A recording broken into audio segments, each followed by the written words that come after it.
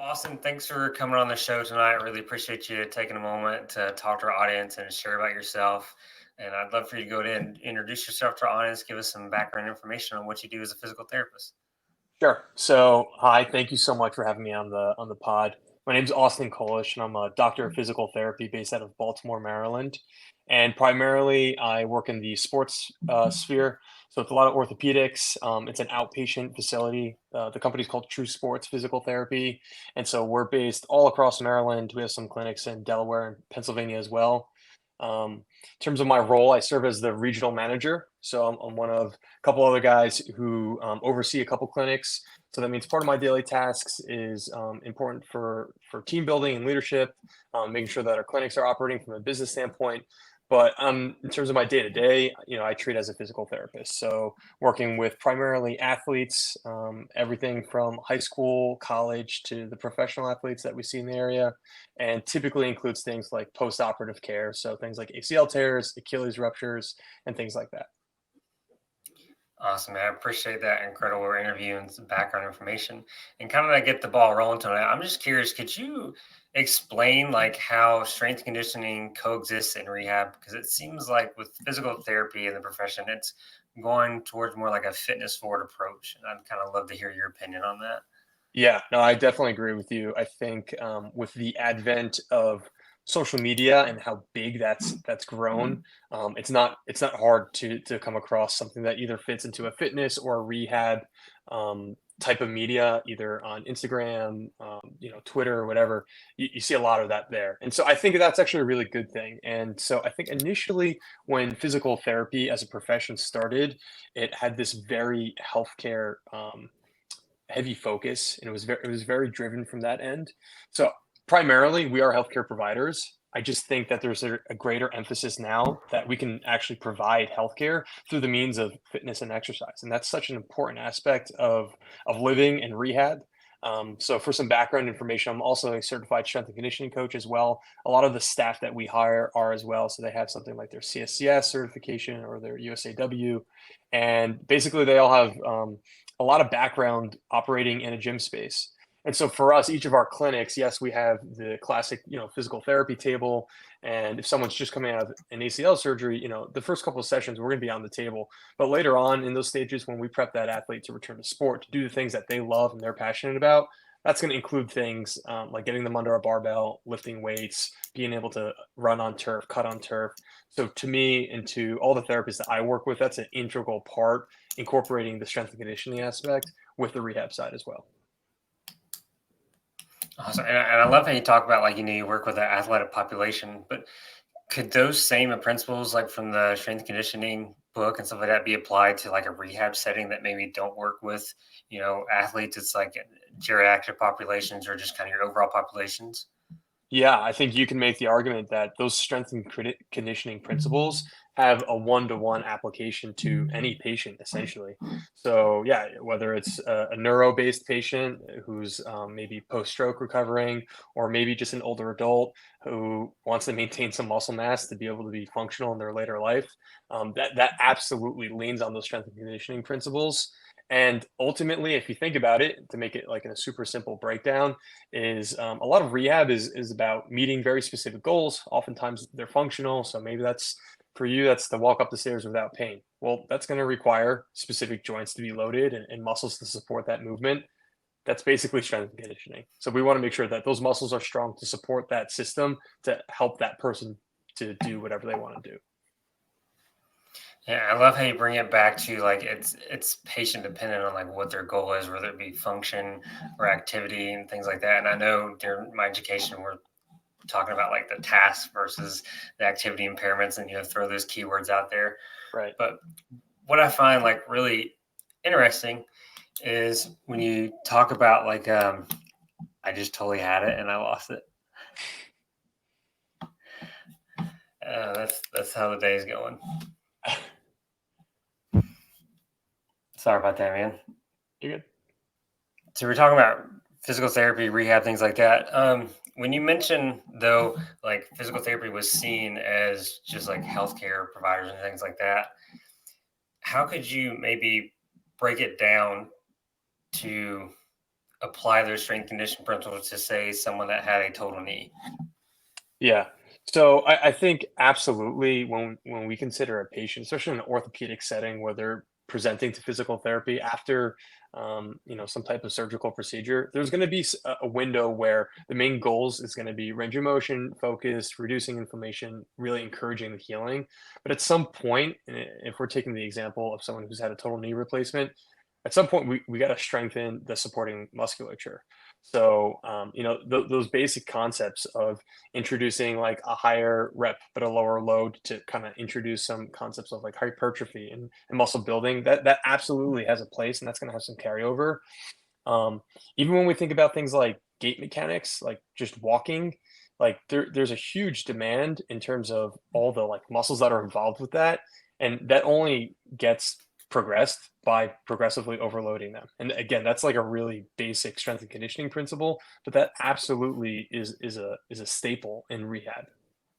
So could you apply that to like the evolution of like physical therapy, before where we're just seen as a healthcare to now we're kind of moving into that fitness forward? Yeah. So I think and I started to see a little bit of this change when I was in school. Um, but even still, like when, I graduated in 2020, so it wasn't even like that long ago. But even then, a lot of our focus, we had a huge section of our education that was focused on like modalities. And I think that's great. And I think modalities absolutely have a place in the world of rehab.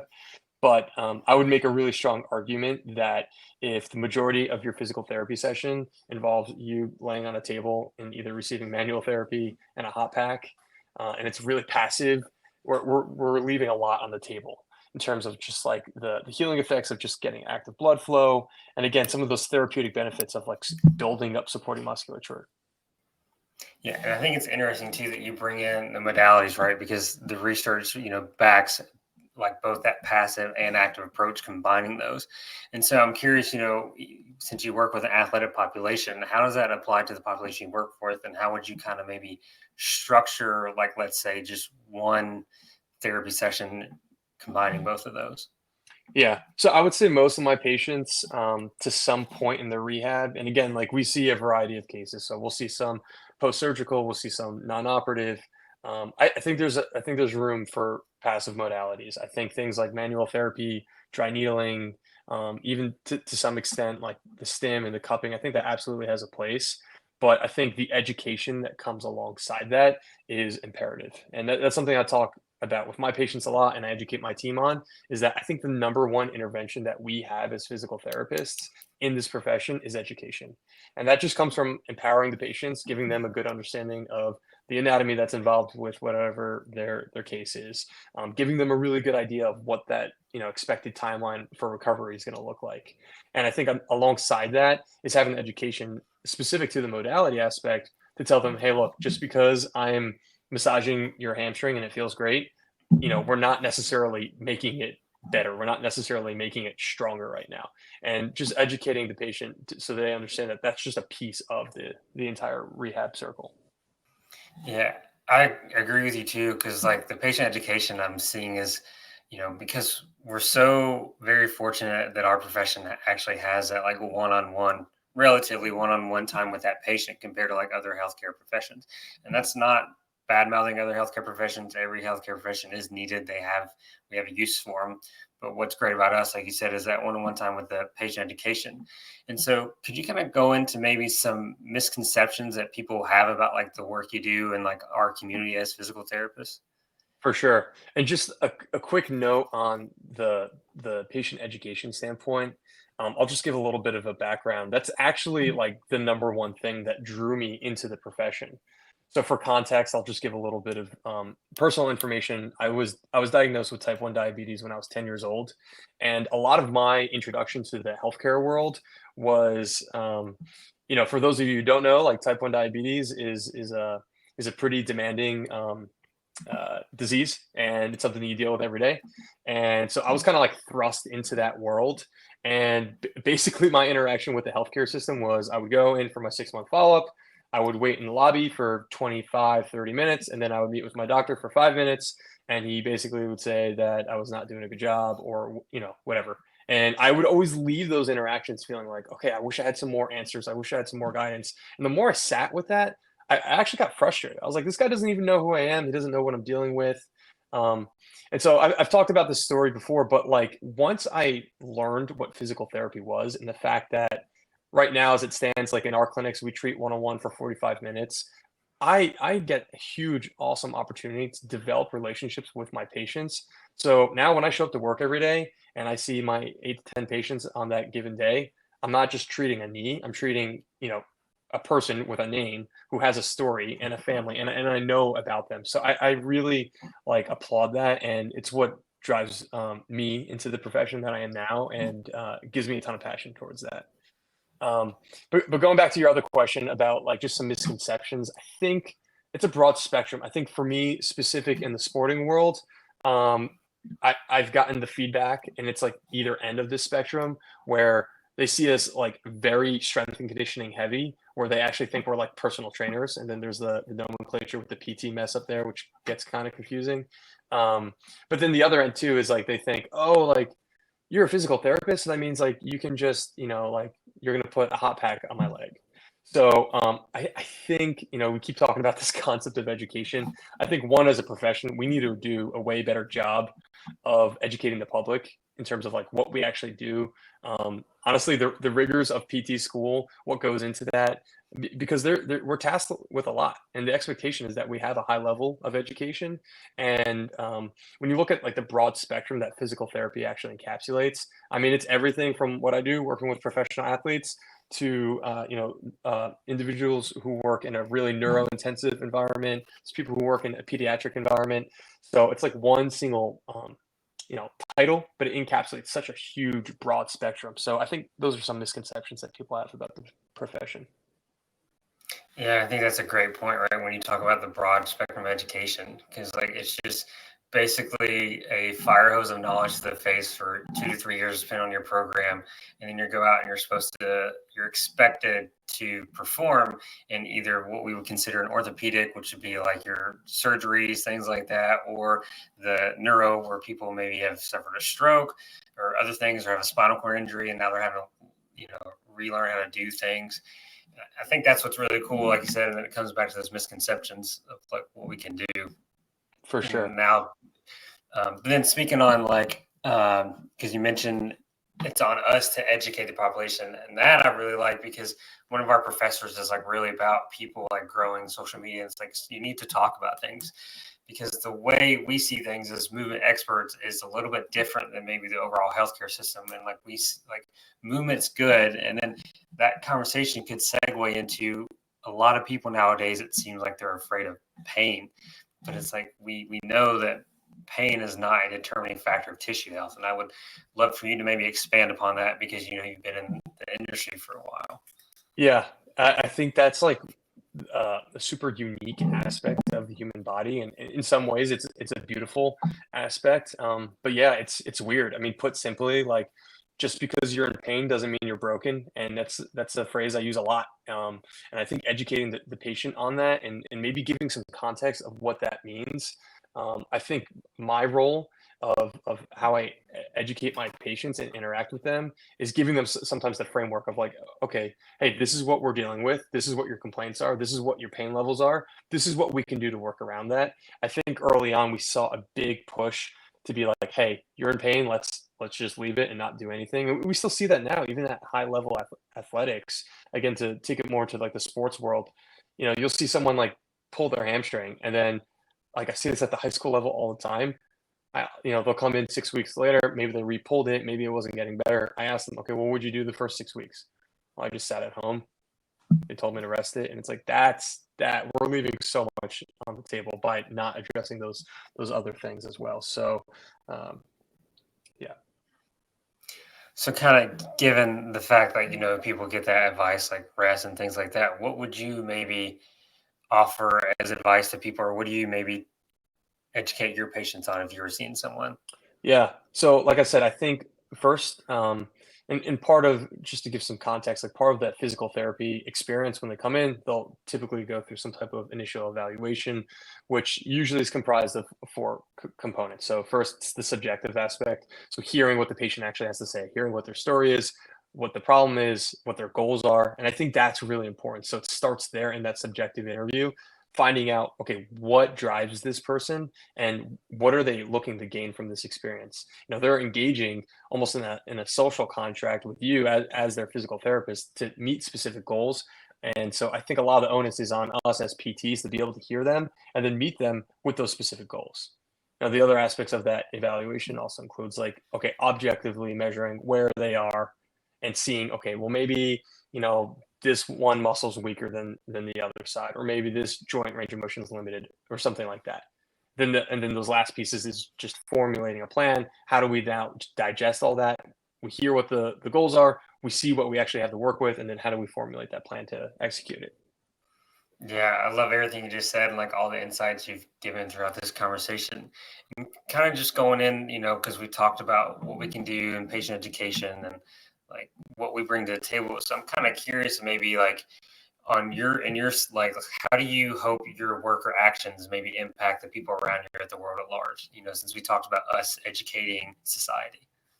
Yeah, I mean, that's like a big, heavy question. I think about it more on a smaller scale. So I'm really lucky to be in an environment that has, for better or worse, there's a lot of PT in our area. There's a lot of good sports PT. So from a business standpoint, it's definitely competitive. Um, but it's great because it allows me to kind of serve my community, and I have to kind of put that forward. So I'm pretty active on social media. I mean, we've already talked about all this, and I'm pretty niche in terms of like the population I work with. I work with a lot of lacrosse players. So down here in Maryland, there's a ton. I always tell people lacrosse in Maryland is like football in Texas. Um, so I mean, your questions, how do I think about how I can impact the world at large? I think on a smaller scale. I think patient by patient, community by community, and I've seen that grow even in the couple of years that I've been here. Whether it just be in the local Baltimore area, whether that be in the lacrosse area. I've seen that impact come forth. And I think part of it is just doing a good job and being diligent and consistent with that and holding yourself accountable. I think the other part of it is kind of what you mentioned. Like, you got to put the message out there. And like, initially, before I even started my social media, I was like, oh, like, I don't know who wants to listen to this idiot talk. But the reality is, if you're not part of the conversation, you're not part of the conversation. And it's sometimes as easy as that. Yeah, I like the way you put that too. Like if you're not, part of the conversation, then you're not there at all, and like you can't give that advice. And what's another interesting perspective too is that imposter syndrome. Kind of like, whoa, I don't know if I should do it or shouldn't do it, but it's like the impact you can make on a small scale of the community. So like what you're doing in person with the lacrosse athletes and the patients you see now is still impacting. And even though it's on a small scale, it's still doing something, and something is always better than nothing.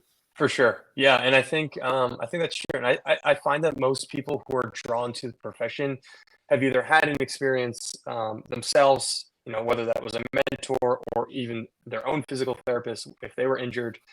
Someone has kind of like encouraged them and given them, some guidance and some mentorship. And at the end of the day, like, I think that's a big part of what I do as well. So yeah, when I think about in terms of like the larger picture impact, it's just that if I can help one person, I've done my job. Yeah, and you mentioned the word mentor, and I think that's a great kind of segue to talk about because you said you're a regional manager because you guys have facilities throughout your area where you're at, and so I'm kind of curious maybe like how the leadership from that job in patient care has both really influenced your professional career and your personal life. Yeah, I mean, that I think is a great question, and it's definitely topical to kind of what I'm going through professionally now. In the last 2 years, I've kind of been placed in this role, and yeah, I mean, one part of it is the patient care aspect, which I'm still learning every single day. I learn something from the clinical side of how just to be a better physical therapist, but that management and that leadership role is something I've really enjoyed, and it's actually been really rewarding, and something that I didn't anticipate ever doing. But just having the opportunity to kind of like share my expertise, from the clinical side, but also learning how to help develop other awesome PTs and provide guidance and provide mentorship has been really rewarding for me as well. And it's just honestly something I've enjoyed doing. So I'd be curious, maybe we could talk off air about what your experience in PT school has been, but I didn't get any business experience. So a lot of it's learning on the job, but it's been awesome. And it's something that I'm excited to continue to get better at. Yeah, I love that about our profession is that you're constantly evolving, constantly learning. There's always research to read and things like that. And so I'm also kind of curious, like maybe is there something that you're currently like exploring or learning that like really excites you and kind of like gets that passion and fire back in you for like serving the community and your patients? Yeah, I mean, I think not to sneak out on an easy answer, but I think it would be what we just talked about. Like that has been occupying a lot of my brain space recently, just in terms of like how to be a better teacher, how to be a better leader, how to be a better mentor. So in addition to like a lot of the physical therapy podcasts that I'll listen to, now I'm starting to listen to some more like business development, professional development ones as well. We recently started within our company kind of like a professional development book club where we talk about some of these topical things. Um, so that's definitely something I've been spending a little bit more time on. Just to give a quick book recommendation, one of the ones that we've been going over is called Radical Candor by Kim Scott. It's awesome. It's completely changed how I think about framing conversations and specifically how to give feedback and how to ask for feedback. I think that's true of no matter what industry you're in. Being able to develop really good relationships with the people that you work with, or work alongside, and then building the trust to get feedback from them is awesome because at the end of the day, you may be really smart, but you don't know everything. And so, learning to rely on your team has been a big piece of my growth as well.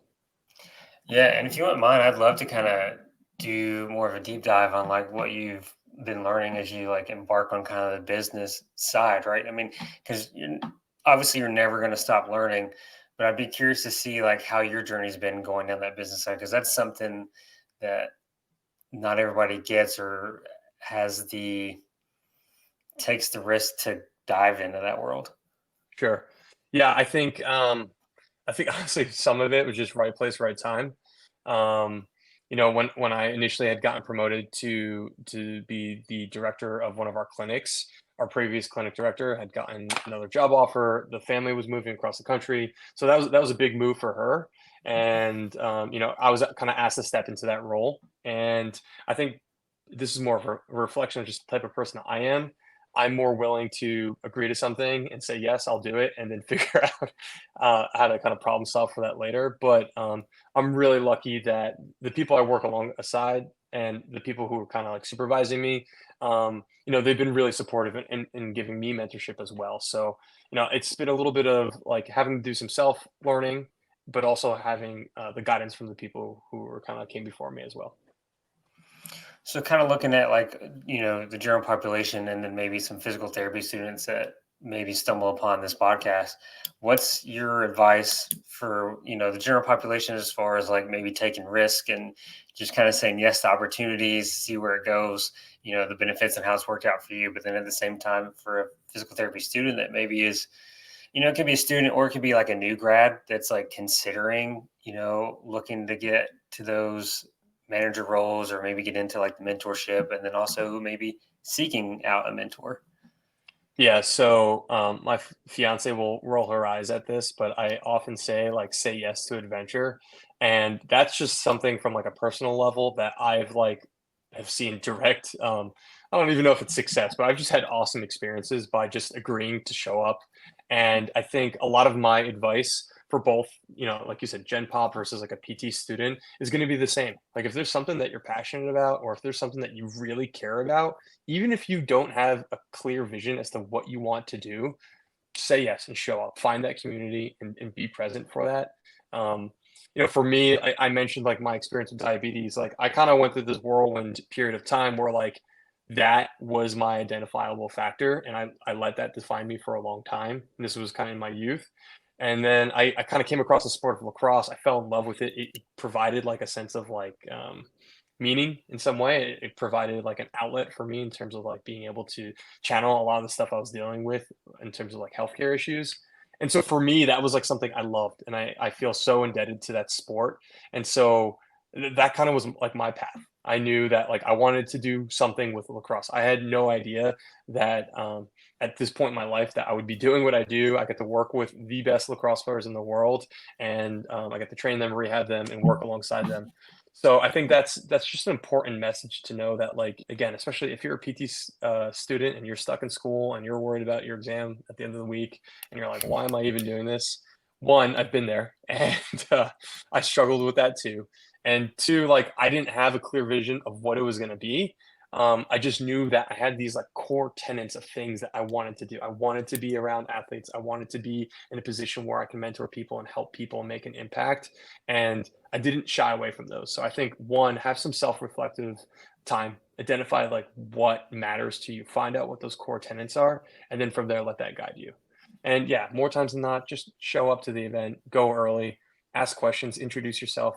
There's so many times where I felt awkward or I was the only person there, or I'm thinking in the back of my head, like, man, like, should I be doing this right now?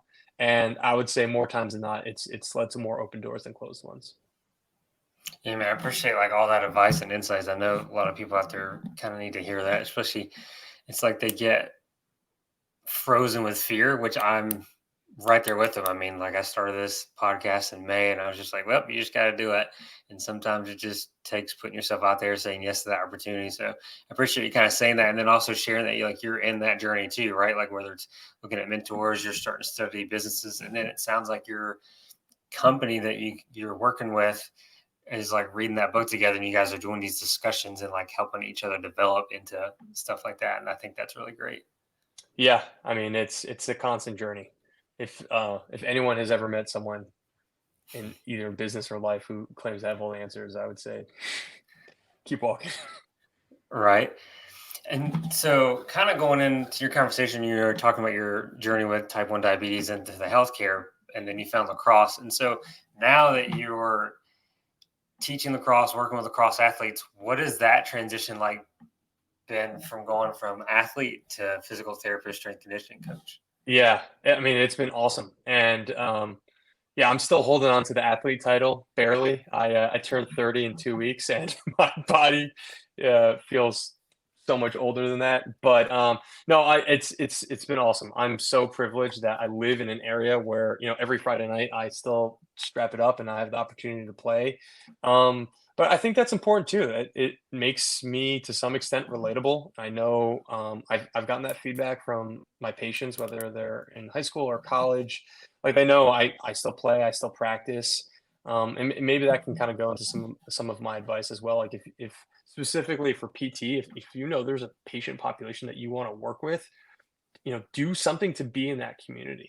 Whether that's like a super neuro intensive population, like go and do volunteer work with that group. If it's a specific sport that you want to do, go and coach or maybe ref, be around in that community. Um, but yeah, making that transition, I think it's been awesome. It definitely makes me feel connected to a lot of the kids that I work with. I do work with a lot of like high school and college kids, and I think they appreciate it knowing that, like, I played in college as well. I've had some of those experiences, aside from just, going to school and dealing with normal teenager or college kid things. Um, so yeah, it's definitely guided my treatment approach as well. Yeah, I love how you were talking about, you still tear it up on the fields and stuff like that, and Trying, call man. yourself yeah, and call yourself an athlete. And I think that's something very interesting that I've been exploring, and I'd love to kind of get your thoughts on it too. Is I think people should really identify as an athlete and train like an athlete because you get bodybuilding, and I will never bad talk a sports. Any type of strength training, cardiovascular training doesn't matter. It's all great. You need it all, but I think what people maybe get wrong is like they hear athletes and they think of like these people that play sports and like, oh, they're on like a totally different level. But it's like, well, no, you as a general population need to train like an athlete, right? Because For sure. train like an athlete is more than just sport and it's more than lifting weights. It's changing the way you train, whether it's like in different planes, which I'd love for maybe you to kind of expand on that in like a smarter way than I've been rambling about. No, I think you're right on the money with that. And like something that's, I'm sure you've seen this too. Like this has been like I feel like a global phenomenon is like the pickleball craze. Like I never Mhm. played paddle sports. Honestly, I didn't even grow up playing sports. I kind of fell into the sport really late. I was a junior in high school by the time I had my first lacrosse season. Um, so like for me, I am just fascinated with human movement and I love it. But I agree with what you're saying completely. Like even if you're a 60-year-old something mother of however many, like working a 9 to 5 where you sit all day, go find your sport. I think it's so good from the mental health standpoint of like having an identity, of having a group, having an activity. And then, yeah, from the training side, it gives you something to work towards. Um, I mean, there's been countless like paddle or pickleball or squash, like athletes who, again, I think would fit into a general population category. But to me, they're athletes and they're still active. They have active goals. They want to be active with their families. It's so important. And yeah, I think it kind of like gives you something to work towards, gives you something to train for. Yeah, and then you bring into that combination like the lifestyle factors, right? Because you get that community, which is in your environment, which is could be considered a lifestyle factor. And then when you start getting around those people, you start, like you said, training for an objective now. Now you want to win, whether it's a paddle sport, whether it's disc golf or ultimate frisbee. And I think that's what people really should do is, and I think that's something that I definitely want to try to do is make people like I don't want them to hear exercise and just like, oh, I gotta go to the gym, I gotta go run. No, you can go play paddle sports, you can go play sports, you can get involved in the community. It needs to be enjoyable because if it's enjoyable, you're gonna want to do it. And then your body is gonna get those benefits, your health is gonna get those benefits. For sure. And I think about, we talked about pain earlier, specific to like an outpatient setting. Like one thing that I'll lean on is this concept of like the biopsychosocial model. And so basically what that talks about is it leans on all these things that we're talking about. Yes, there's the anatomical physiological aspect of maybe what's causing your pain, but there's also these other pieces too of, looking at like what's your family unit look like, what support systems do you have, how do you self evaluate, your own image in terms of like value and worth. What communities are you a part of? Another huge thing that was like it was popular in Baltimore this summer was like the advent of like these run clubs. Weather is nice, like people want to get outside, and I've been doing it consistently for the last couple of weeks. You just show up, you meet people, and you just run in the park, and it's like as simple as that. But it's like promoting exercise. And to your point, like I was never a runner, but it's been fun and it's made me run way more miles this summer than I would have anyway. Yeah, and like you said, using that biopsychosocial model you talked about, and like I definitely learned about it too, and we're hitting on it. I think what's really cool is when you get into it, it's secretly a preventative measure per se, right? Because our healthcare system is so reactive. Like that's why you have people that like go in and get surgeries or they start to get medications. But like what we're trying to encourage and tell people and educate people on is like we're saying have fun because we know that the benefits of the exercise or activity is more of a preventive measure so that you can maybe extend your time where you don't need a surgery or extend your quality of health as you get older because you're starting to see kind of the geriatric population they start to go downhill because they're less active, and so that's where we kind of bring into the movement. And I think that's what our profession is really trying to do is like or shout from the top of the roof is like, hey, movement is the greatest thing you can do. Yeah, no, for sure. Movement is medicine. And yeah, speaking about like the older populations, not to get too morbid here, but like one of the leading causes for like fatality in older populations is from falling. You fall, you break a hip, your quality of life severely decreases. Um, I'm not going to quote the statistic because I've forgotten it, not having worked with that population anymore. But I know it's something like within a very short time of older adult falling and fracturing their hip, like the mortality rate significantly increases. And if you think about it, it's like, okay, well, why are older adults falling? Well, their lean muscle mass and that lean muscle tissue percent is lower. Their balance goes down. Their stability is down. Again, that happens from having a sedentary lifestyle where we're not encouraging this movement and this community participation. So you're 100% correct. Like this is preventative as well. Yeah, and I think that's what I love about the profession too is like, we're not gonna give you the standard go to the gym and get stronger. Like that's yeah, okay, that's part of the equation, but it's not the whole equation, right? That's not the solution to the problem. And then it just kind of circles back to like make it enjoyable, right? And then you circle back to the community aspect, like, because the gym I go to, because the way my schedule is, I go when like the older population's there, and it's just fantastic to see these people there. But then they also make friends, and that's what they need, Right. because they need that socialization, because you Right. start to kind of lose that. For sure. But and so, kind of moving off that, I really love that you mentioned the like muscle mass metric, because I think that's really important that people don't understand, because a lot of industries and other things and people out there start to use like BMI. And I think that's something we could definitely expand upon a little bit, because BMI is like the crappiest thing when it comes to, if you want to go quote unquote talk about obesity. And like research has shown, and you can back me or correct me a little bit, that like the amount of muscle mass you have is going to really showcase like the extension of your quality of life. Yeah, no, for sure. I mean, that's it. Well, I appreciate like all your insights throughout this entire conversation. And then, moving forward, you've seen the progression of your professional career going from like, you still work with patients. Now you're kind of in like a manager position, leadership position. And so I'm kind of curious, as you continue, where do you see your career going, and like, how do you kind of maybe want to be remembered in the community that you're involved in currently? Yeah. All right. So that's like a twofold question. Where do I want to go, or where do I foresee in terms of career? Great question. I still love lacrosse, man. I want to be working with these athletes down here. Um, I just hope I get better at everything that I do at a current, daily position. So patient care, leadership, mentorship. So in terms of like short-term goals for me, that's definitely something that I want to continue to work on. Um, I've embraced a little bit of this intrapreneurship role, and so that's a phrase I've stolen. But um, a lot of people ask me like, "Oh, you're going to start your own business?" But again, like the group I'm with now, they've done a lot in terms of giving me the reins to allow to kind of play as like someone who's making business decisions, but at the same time, like I'm contributing to this group and seeing it grow, and that's been awesome. Um, in terms of, I think your question was like how I want to be remembered.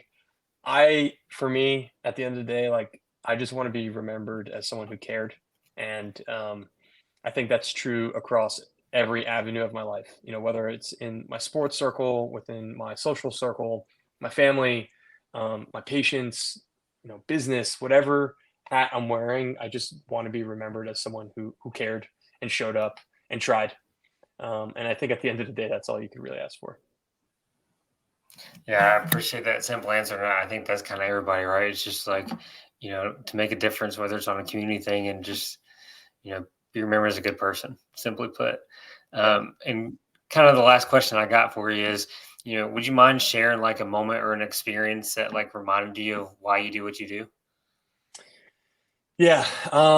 So I'm like pretty blessed. I have those moments almost daily, Um, I was working with a patient today, and I won't mention any names or specifics, but she's a high school athlete. She had tore her ACL. When I first met her, her knee was swollen and bent and in so much pain. And the first day I met her, I was tasked with getting her range of motion more normal. And she'll tell you, and the mom will tell you, like she did not like me at all because I was the person causing her pain. Now, fast forward, she's had surgery. She's crushing it. She's meeting all of her goals. She's super strong. She moves really well.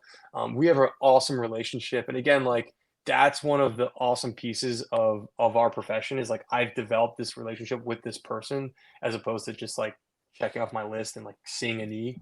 Um, and that's just like such a great reminder. And I challenge, especially if you're a PT student or even if you are a PT now, like build in these moments of introspection because I think it gives you a good realization that one, you're making progress, and two, um, just as a good reminder of what we do. Like I sometimes I saw her today. I'll think back to that moment of like that first day I met her, and it's like, oh my god, like how far have we come on a physical standpoint, but also on a mental and emotional standpoint too. And so she's gonna be getting ready to play lacrosse very shortly. So it's just super exciting. And again, like I'm blessed with those moments every single day. Awesome, man. Well, again, I appreciate like everything you've done tonight and shared with our audience, all the advice and insights you've given us. And again, thanks for taking the moment tonight to talk to us and just tell us a little bit about yourself and really highlight the profession, like what we do, and like how everybody really wants to, do more in movements, medicine, and all kinds of things like that. Yeah, no, for sure. Ben, thank you so much. I'm pretty active on social, so if anyone has any questions or wants to talk shop, you can find me on Instagram at Lax Rehab, and I'm pretty active on there. So just shoot me a DM or shoot me an email. I think it's on there as well. But yeah, Ben, thank you so much for the conversation. This was awesome. Yeah, no worries, and I'll make sure I add it in the YouTube description and all that as far as like your socials. So. Sweet.